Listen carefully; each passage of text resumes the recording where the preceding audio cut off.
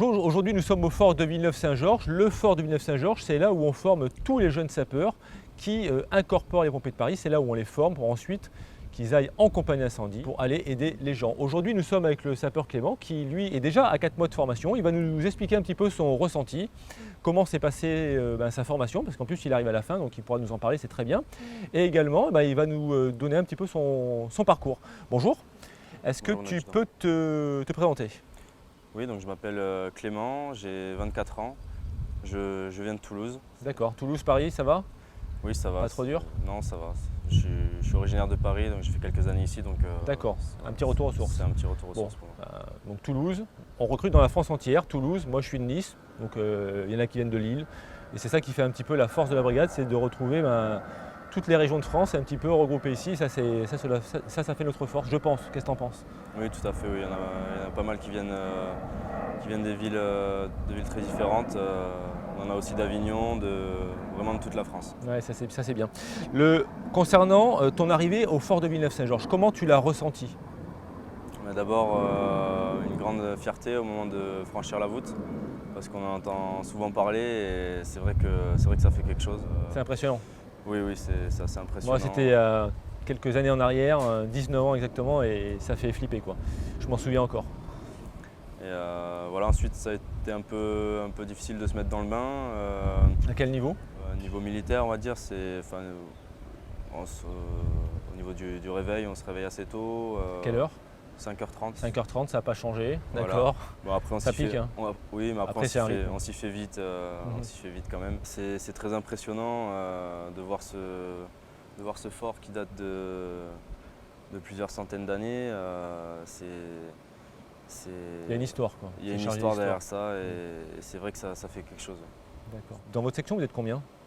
Là, actuellement, on est 28. D'accord. On était un peu plus de 40 au départ, donc il y en a certains qui sont passés dans d'autres sections suite à des blessures. D'accord. D'autres qui ont décidé d'arrêter. Qui ont décidé d'arrêter parce que c'était peut-être trop dur. Voilà. D'accord. Et l'effet de groupe, donc vous êtes 28, c'est bien ça. Et le fait d'être en groupe, comment tu vis ça au quotidien ? D'être en groupe, ça aide souvent. Ça aide souvent. Parfois, quand c'est un peu dur, on arrive à s'entraider, à se motiver mutuellement. Et c'est vrai important, que ça nous aide à avancer. La cohésion ? L'entraide, la cohésion, c'est vraiment des valeurs qui sont importantes à la brigade. Et ça se retrouve ici. Après, c'est vrai que parfois, il peut y avoir quelques différends dus à la mixité des caractères, à la fatigue, tout ça, mais ça dure jamais très longtemps et tout se passe bien en général. D'accord, super. Est-ce que tu as éprouvé des difficultés pendant ces 4 mois ? Qu'est-ce qui a été le plus difficile pour toi ? Est-ce que tu as été obligé d'aller puiser dans tes ressources physiques, mentales ? À plusieurs reprises, oui. D'abord, il y a des journées qui paraissent plus longues que d'autres. Des journées qui commencent tôt le matin, on finit tard le soir. C'est parfois dur physiquement. Il faut aller puiser dans ses ressources. Ouais. Et qu'est-ce qui a été le plus dur pour toi ?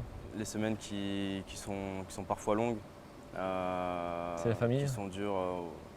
Oui, parfois qu'on ne voit pas trop sa famille, ses amis. C'est un peu dur d'être loin de tout ça. Donc ça, c'est la partie la plus difficile pour toi, que tu as vécu dans tes 4 mois. Oui, je pense, oui. Ouais, d'accord, c'est la distance, quoi. La distance, oui. Parce que je crois que la première semaine, vous restez bloqué 15 jours. Oui, c'est ça, Ouais. tout à fait. Ok. On enchaîne 15 jours Ça, c'est d'affilée. Et c'est vrai que c'est pas évident au début, surtout quand on arrive juste. Mais ça nous forme bien pour la suite de la formation. Ok, super. Hier, tu as passé ton ACIS. Donc c'est l'aptitude à la compagnie d'incendie et de secours. Donc là, tu as fini ta première phase de formation de 4 mois. Il va venir la prochaine phase de formation de 2 mois en compagnie incendie. Comment s'est déjà passé ton ACIS ? Ça s'est bien passé. J'appréhendais un peu ce qui allait se passer, les manœuvres sur lesquelles on allait tomber, les questions qu'ils allaient nous poser, mais ça s'est bien passé. Bon, génial. Ensuite, là, tu vas partir donc bientôt en compagnie incendie.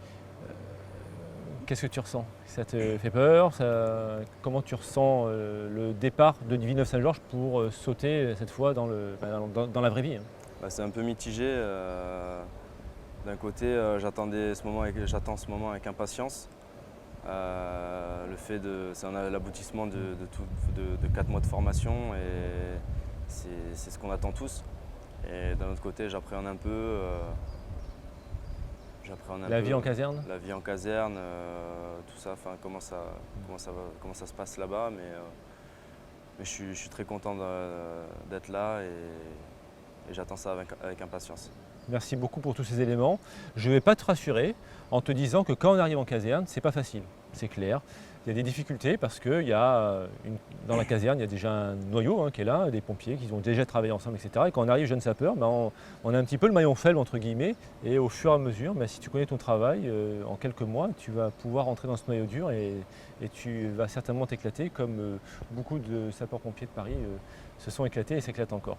En tout cas, merci pour ces éléments. On espère que cette interview vous aura plu. On vous dit à bientôt pour une prochaine vidéo.